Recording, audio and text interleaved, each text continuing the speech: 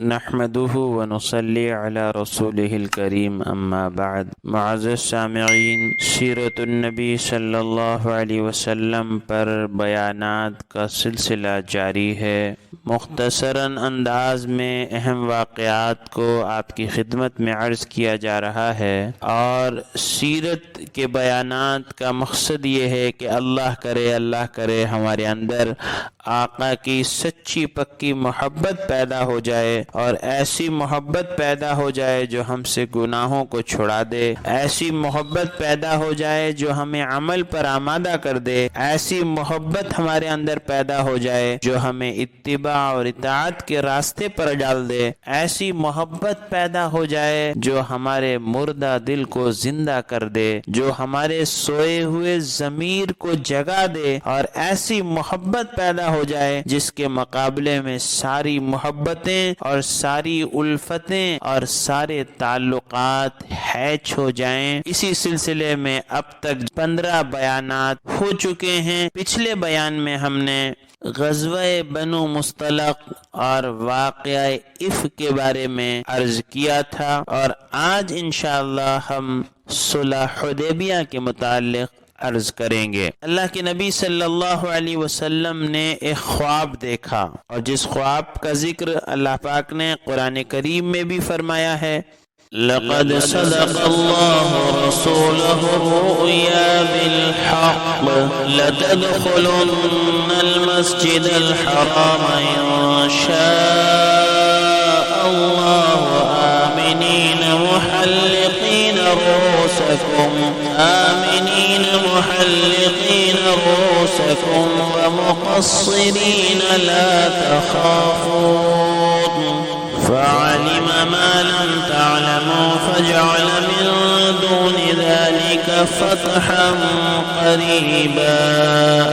بے شک اللہ تعالیٰ نے اپنے رسول کو سچا خواب دکھلایا کہ تم لوگ مسجد حرام میں انشاءاللہ ضرور جاؤ گے، اور امن و امان کے ساتھ، تم میں کوئی سر مڈھاتا ہوگا، کوئی بال کتراتا ہوگا، اور تم کو کسی طرح کا اندیشہ نہ ہوگا۔ سو اللہ تعالیٰ کو وہ باتیں اور حکمتیں معلوم ہیں جو تم کو معلوم نہیں ہیں۔ تم کو ایک قریبی فتح یعنی خیبر کی فتح کی اطلاع بھی دی گئی۔ تو ہجرت کے 6 سال نبی کریم صلی اللہ علیہ وسلم نے خواب دیکھا کہ میں صحابہ کے ساتھ بیت اللہ شریف میں داخل ہو رہا ہوں، اور میرے ہاتھ میں خانہ کعبہ کی چابی ہے، اور صحابہ نے بال منڈوا لیے ہیں اور کٹوا لیے ہیں، اور سب قربانی کر رہے ہیں۔ تو اللہ کے نبی صلی اللہ علیہ وسلم نے جب اپنا خواب صحابہ کو سنایا تو ان کی خوشی کا کوئی ٹھکانہ نہیں رہا، اس لیے کہ 6 سال ہو چکے تھے۔ اب ان کو بیت اللہ کی یاد ستا رہی تھی، حجر اسود یاد آ رہا تھا، صفا مروہ یاد آ رہا تھا، آب زمزم یاد آ رہا تھا۔ تو صحابہ کا کوئی خوشی کا ٹھکانہ نہیں رہا، اس لیے کہ وہ جانتے تھے کہ نبی کا خواب سچا ہوتا ہے۔ عام انسانوں کا خواب سچے بھی ہو سکتے ہیں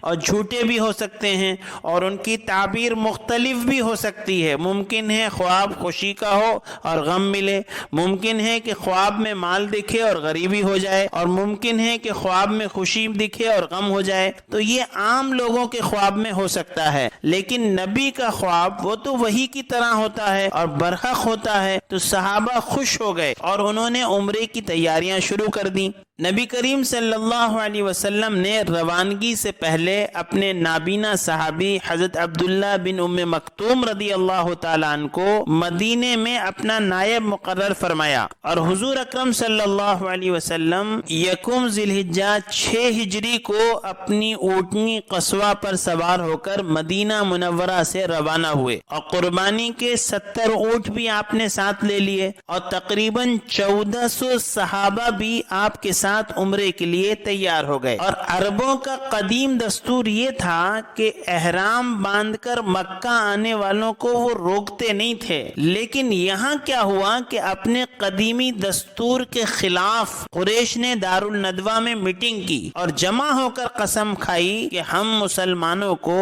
مکہ میں داخل ہونے نہیں دیں گے، اور انہوں نے مسلمانوں سے مقابلے کے لیے 8000 جانباز بھی تیار کر لیے۔ حالانکہ نبی کریم صلی اللہ علیہ وسلم کا ارادہ جنگ کا نہیں تھا، اور آپ نے عمدن ایسا راستہ اختیار فرمایا جس میں کوئی ٹکراؤ کا امکان نہ ہو، اور چلتے چلتے جب آپ حدیبیہ پر پہنچے اور جب مسلمانوں نے مکے کی جانب مڑنا چاہا تو اللہ کے نبی صلی اللہ علیہ وسلم کی اونٹنی قصوہ بیٹھ گئی، اسے ہانکانے کی بڑی کوشش کی گئی چلانے کی، مگر وہ اڑ گئی۔ لوگوں نے شور بلند کیا کہ قصوہ تو تھک کر بیٹھ گئی۔ آپ نے فرمایا کہ قصوہ خود نہیں بیٹھی ہے بلکہ اسے اس ذات نے روک دیا ہے جس نے اصحاب فیل کو روک دیا تھا، اور پھر فرمایا کہ اس ذات کی قسم جس کے قبضے میں میری جان ہے کہ کفار قریش مجھ سے جس بات کا بھی سوال کریں گے کہ اگر وہ اللہ کی حرام کی ہوئی چیزوں میں سے نہ ہوئی تو میں ان کی ہر بات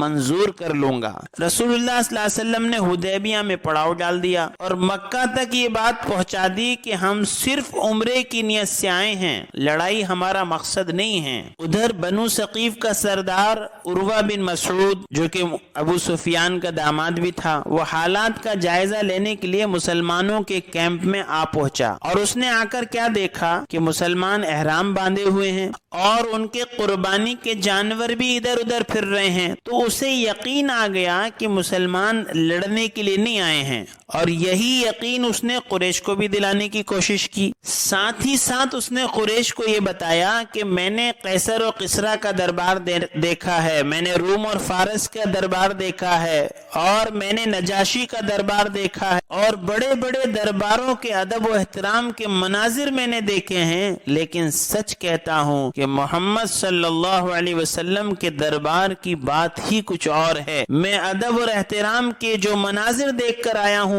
ان کی مثال میں نے اور کہیں نہیں دیکھی۔ فرمانبرداری کا یہ عالم ہے کہ ہر کوئی آپ کے اشارے کا منتظر ہے، اور محبت ایسی ہے کہ ہر ایک جان قربان کرنے کو تیار ہے، اور عقیدت ایسی ہے کہ وضو کا پانی بھی زمین پر گرنے نہیں دیتے، اس سے پہلے اپنے جسم پر مل لیتے ہیں۔ ایسی عقیدت اور محبت، ایسا ادب اور احترام، ایسی جانثاری اور غلامی بادشاہوں کو کہاں نصیب ہوتی ہے۔ گویا عروہ نے اشارتاً تسلیم کر لیا کہ محمد صلی اللہ علیہ وسلم مادی دنیا کے بادشاہ نہیں بلکہ روحانی دنیا کے پیشوا ہیں، اور عروہ نے اپنے لوگوں کو مشورہ دیا کہ محمد صلی اللہ علیہ وسلم کی پیشکش انصاف پر مبنی ہے، اسے قبول کر لینا چاہیے کہ حضور کو عمرہ کرنے کی اجازت دے دینا چاہیے۔ ادھر اللہ کے نبی صلی اللہ علیہ وسلم نے بھی فیصلہ فرمایا کہ مسلمانوں کا موقف بتانے کے لیے ایک سفیر مکہ مکرمہ روانہ کیا جائے۔ چنانچہ حضور اکرم صلی اللہ علیہ وسلم نے پہلے حضرت عمر کو حکم دیا، اس کے بعد حضرت عثمان کو حکم دیا کہ وہ سرداران قریش سے جا کر مذاکرت کریں، پھر حضرت عثمان کو حکم دیا کہ وہ جا کر سرداران قریش سے بات کریں اور ہمارا موقف بتائیں کہ ہم لڑنے کے لیے نہیں آئے ہیں بلکہ ہم عمرہ کرنے کے لیے آئے ہیں۔ حضرت عثمان رضی اللہ تعالیٰ عنہ آقا کے حکم پر مکہ تشریف لے گئے۔ بعض مسلمانوں کو ان پر بڑا رشک آیا اور انہوں نے حضور اکرم صلی اللہ علیہ وسلم کی خدمت میں عرض کیا کہ عثمان تو بڑے خوش نصیب ہیں کہ انہیں سب سے پہلے بیت اللہ کے طواف کا شرف حاصل ہوگا۔ اللہ کے نبی اپنے ایک ایک جانثار کو اچھی طرح جانتے تھے، اور اسی پرکھ اور تجربے کی بنا پر آپ نے فرمایا نہیں، ایسا ہرگز نہیں ہوگا جب تک میں طواف نہ کر لوں عثمان بھی طواف نہیں کریں گے۔ ادھر حضور اکرم صلی اللہ علیہ وسلم نے حضرت عثمان کے متعلق اپنے خیال کا اظہار فرمایا، اور ادھر قریش کی جانب سے حضرت عثمان کو یہ پیشکش کی گئی کہ اگر تم بیت اللہ کا طواف کرنا چاہو تو تمہیں بالکل اجازت ہے، بغیر روک ٹوک کے تم بیت اللہ کا طواف کر سکتے ہو۔ حضرت عثمان غنی رضی اللہ تعالیٰ نے جواب دیا کہ جب تک رسول اللہ صلی اللہ علیہ وسلم طواف نہیں کر لیتے جب تک میں طواف نہیں کروں گا۔ حضرت عثمان رضی اللہ تعالیٰ عنہ کا یہ جواب سن کر قریش سخت برہم ہو گئے، اور انہوں نے آپ کو مکہ مکہ ہی میں روک لیا۔ ادھر مسلمانوں میں یہ افواہ پھیل گئی کہ حضرت عثمان رضی اللہ تعالیٰ عنہ کو شہید کر دیا گیا، اور مسلمانوں میں غم اور غصہ پھیل گیا۔ حضور اکرم صلی اللہ علیہ وسلم نے اعلان فرما دیا کہ ہم اس وقت تک یہاں سے نہیں ٹلیں گے جب تک کہ عثمان کے خون کا بدلہ نہ لے لیں، اور آپ نے ایک ببول کے درخت کے نیچے صحابہ اکرام سے بیعت لینا شروع کری، اور ایک ایک کر کے 1400 آدمیوں سے آپ نے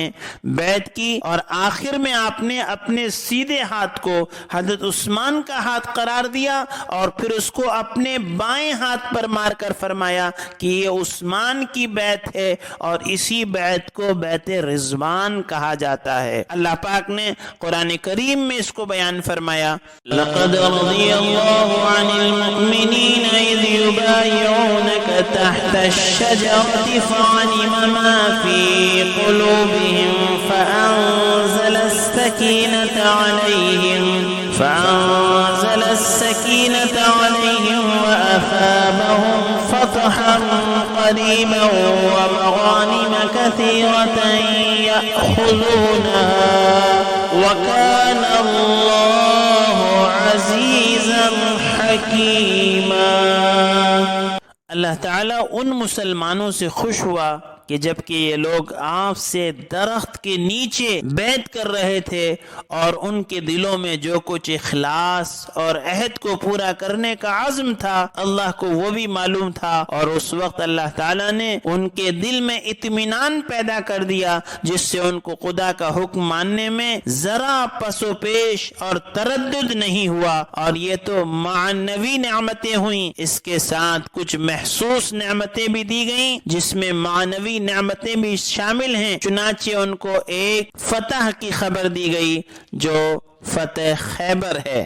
اور بہت سی غنیمتیں جن کو یہ لوگ لیں گے، اور اللہ تعالیٰ بڑا زبردست حکمت والا ہے۔ بعد میں اللہ کے نبی صلی اللہ علیہ وسلم کو اطلاع ملی کہ حضرت عثمان رضی اللہ تعالیٰ عنہ زندہ ہیں اور جلد واپس آ رہے ہیں۔ اسی اطلاع سے مسلمانوں میں پھر خوشی کی لہر دوڑ گئی۔ ادھر قریش نے سہیل بن عمرو کو اپنا نمائندہ بنا کر معاہدہ طے کرنے کے لیے روانہ فرمایا۔ اسے آتا دیکھ کر حضور اکرم صلی اللہ علیہ وسلم نے ارشاد فرمایا، مسلمانوں اب تمہارا کام آسان ہو گیا۔ اب اس معاہدے کی بہت سارے شرائط تھے، اور معاہدے کی شرائط سے لے کر معاہدے کے لکھے جانے تک ہر مرحلے پر قریش کے نمائندے نے بڑی سختی کا مظاہرہ کیا، اور ان کی سختی کو دیکھ کر صحابہ کے صبر کا پیمانہ بار بار جھلک جاتا تھا، لیکن آقا نامدار تاجدار مدینہ جناب رسول اللہ صلی اللہ علیہ وسلم نے خود بھی بے مثال صبر اور تحمل کا مظاہرہ کیا، اور صحابہ کے جذبات کو بھی قابو میں رکھا۔ ان معاہدے کی شرائط میں ایک یہ تھی کہ آپ اس سال تو واپس چلے جائیں، اس سال آپ عمرہ نہیں کریں گے، اگلے سال آپ آئیں، اگلے سال آپ کو عمرے کی اجازت ہوگی، اور 3 دن قیام ہوگا، اور شرط یہ ہے کہ اپنے ساتھ کوئی اسلحہ نہیں لائیں گے۔ دوسری بات اس معاہدے کی شرائط میں یہ تھی کہ 10 سال تک ہمارے درمیان کوئی جنگ نہیں ہوگی، اور تیسری شرائط یہ تھی کہ جو قبیلہ جس کا حلیف بن جائے اس کی مرضی، جو آپ کے ساتھ آنا چاہے آپ کے ساتھ آ جائے، جو ہمارے ساتھ آنا چاہے وہ ہمارے ساتھ آ جائے۔ ایک شرط اس میں یہ بھی تھی کہ اگر کوئی مسلمان مرتد ہو کر مکہ آ جائے گا تو اسے واپس نہیں کیا جائے گا، لیکن اگر کوئی مشرک مسلمان ہو کر مدینہ چلا جائے گا تو مسلمان اسے واپس کرنے کے پابند ہوں گے۔ اور حد تو یہ ہے کہ معاہدہ لکھتے وقت جب حضرت علی رضی اللہ تعالیٰ نے ابتدا میں بسم اللہ الرحمن الرحیم لکھا تو سہیل نے اعتراض کیا کہ ہم کسی رحمان اور رحیم کو نہیں مانتے، لہذا صرف بسم کا اللہم لکھو۔ پھر جب رسول اللہ صلی اللہ علیہ وسلم لکھا تو سہیل نے پھر اس پر اعتراض کیا کہ جھگڑا تو یہی ہے کہ اگر ہم رسول مان لیے تو پھر معاہدہ کس بات کا ہے، محمد ابن عبداللہ لکھو۔ اللہ کے نبی صلی اللہ علیہ وسلم نے حضرت علی کو کہا کہ اس کو کاٹ دو، حضرت علی رضی اللہ تعالیٰ نے فرمایا کہ اللہ کے نبی صلی اللہ علیہ وسلم یہ مجھ سے نہیں ہوگا، پھر اللہ کے نبی صلی اللہ علیہ وسلم نے خود اس کو کاٹا۔ تو یہ شرائط پر صحابہ اکرام کے صبر کا پیمانہ بار بار لبریز ہو رہا ہے، اور اللہ کے نبی صلی اللہ علیہ وسلم ان کو صبر اور تحمل کا حکم دے رہے ہیں، اور یہ بات سمجھا رہے ہیں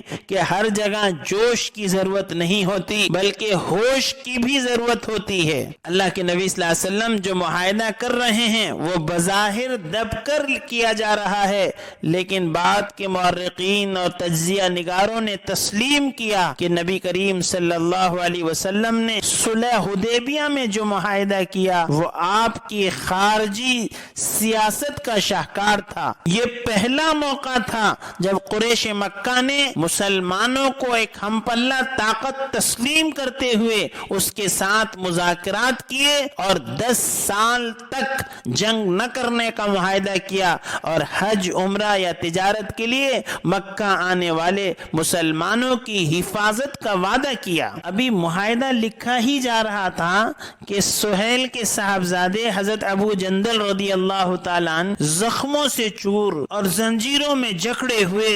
گرتے پڑتے حدیبیہ پہنچ گئے، اور وہ اسلام قبول کر چکے تھے، اور اسلام قبول کرنے کی وجہ سے ان پر طرح طرح کے ظلم و ستم کے پہاڑ توڑے جا رہے تھے، وہ مسلمانوں کی پناہ لینا چاہتے تھے۔ جب سہیل نے دیکھا اپنے بیٹے کو تو غصے سے اس کا چہرہ سرخ ہو گیا اور کہنے لگا، اے محمد صلی اللہ علیہ وسلم، تم اسے پناہ نہیں دے سکتے کیونکہ ہمارا آپ کے درمیان معاہدہ ہو چکا ہے۔ صحابہ نے فرمایا، ابھی تو لکھا ہی نہیں گیا ہے، ابھی تو بات چیت چل رہی ہے۔ سہیل چیخنے لگا کہ ابو جندل کو ہمارے حوالے کر دو ورنہ معاہدہ ختم سمجھو۔ مسلمانوں کے جذبات کا یہ بڑا کڑا امتحان تھا کہ ایک آدمی گرتا پڑتا اسلام قبول کر کے ان کے پاس آتا ہے اور پھر اس کو واپس کیا جاتا ہے۔ اللہ کے نبی صلی اللہ علیہ وسلم کتنے نرم دل تھے کہ آپ تو کسی جانور پر بھی ظلم و ستم برداشت نہیں کر سکتے تھے۔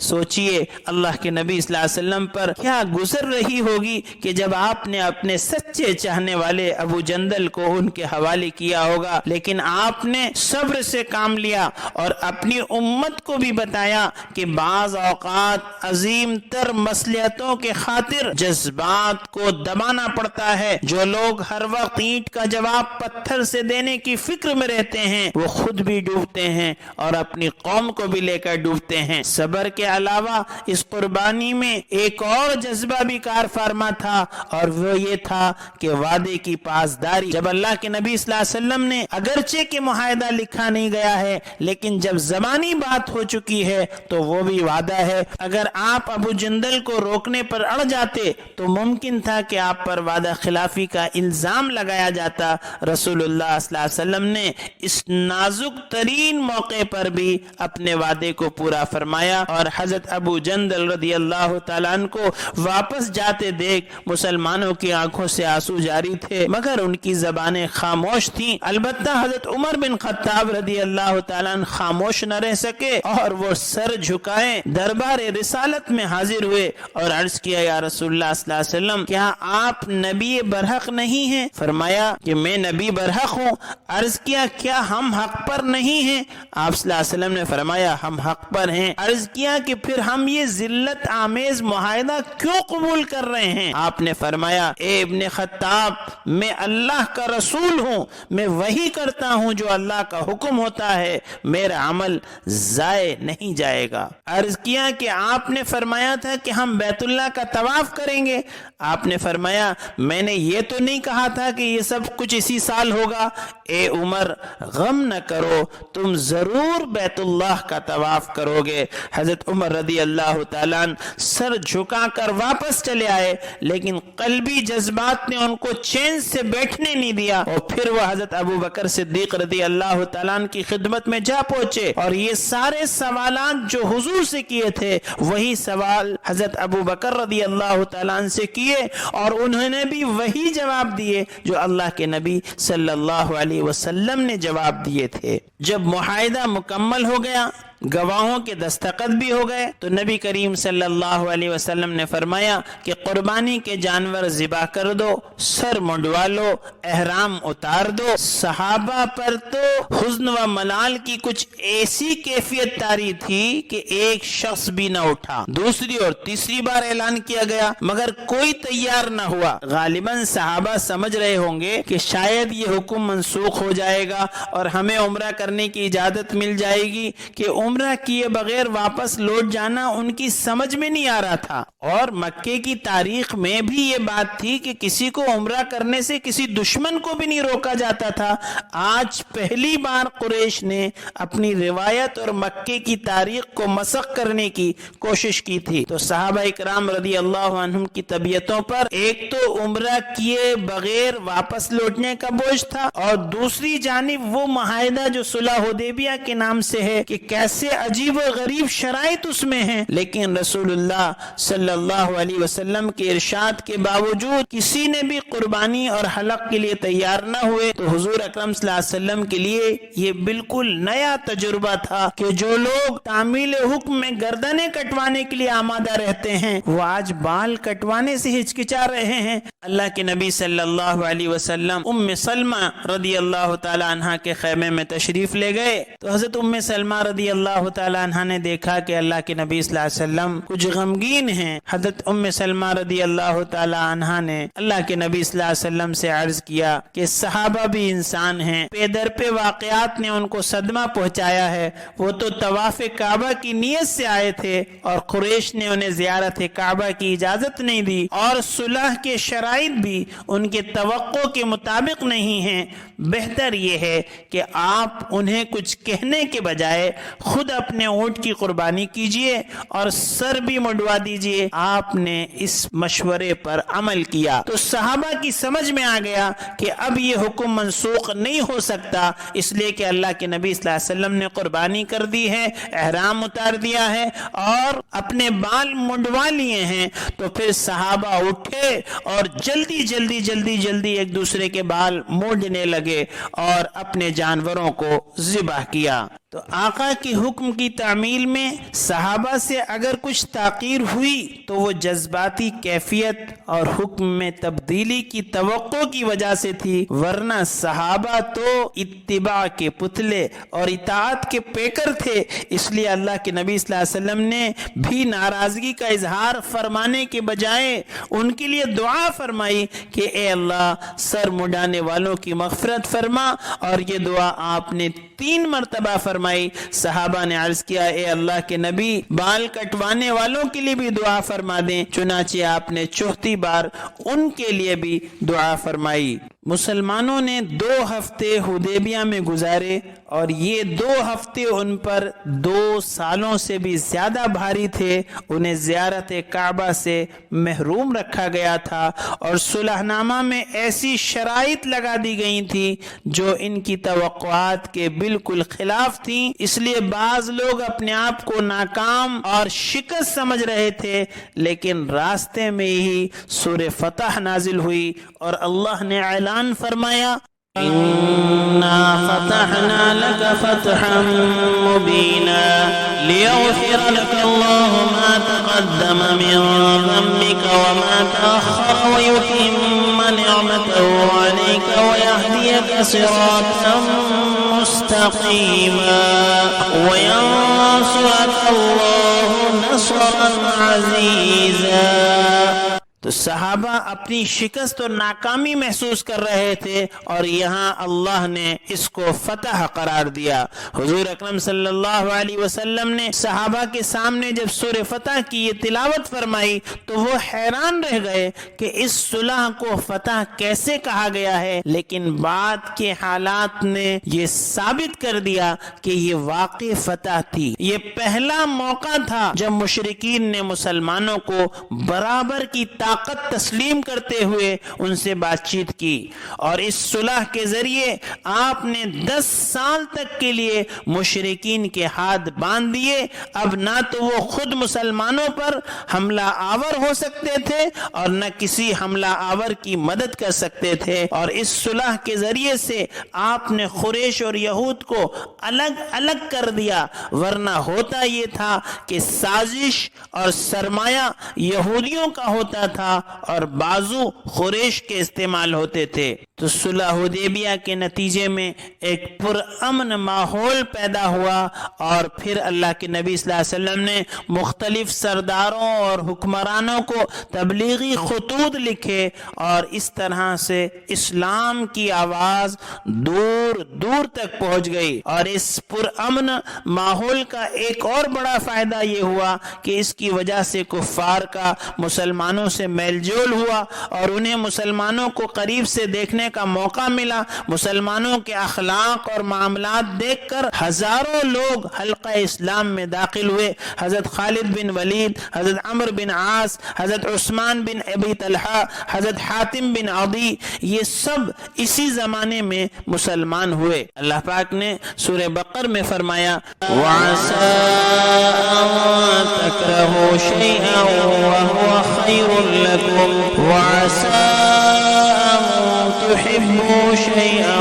وَهُوَ شَرٌّ لَكُمْ وَاللَّهُ يَعْلَمُ وَأَنتُمْ لَا تَعْلَمُونَ۔ کہ اللہ پاک فرماتے ہیں کہ تم کو جو چیز بری لگ رہی ہے ضروری نہیں کہ وہ تمہارے لیے بری ہو سکتا ہے کہ وہ تمہارے لیے بہتر ہو، اور جس کو تم اپنے حق میں بہتر سمجھ رہے ہو، بھلا سمجھ رہے ہو سکتا ہے کہ وہ تمہارے لیے بری ہو۔ تم کیا جانتے ہو؟ اللہ جانتے ہیں۔ تو انسان کی عقل، انسان کی نظر اور انسان کا علم ہر چیز ناقص ہے، اور رب کائنات کا علم کامل ہے۔ اس کی نظر ماضی پر بھی ہے، حال پر بھی ہے، مستقبل پر بھی ہے۔ ہو سکتا ہے کہ انسان جس چیز میں اپنی ذلت سمجھتا ہو اس میں اس کی عزت ہو، اور جسے وہ اپنی شکست سمجھتا ہو اس میں اس کی فتح ہو۔ مبارک ہیں وہ لوگ جو اپنی عقل اور فکر کو اللہ تعالیٰ کے علم کے تابع کر دیتے ہیں۔ اللہ تعالیٰ ہم سب کو ان واقعات سے سبق حاصل کرنے کی توفیق عطا فرمائے۔ بقیہ انشاءاللہ اگلی قسط میں۔ وآخر دعوانا ان الحمد للہ رب العالمین۔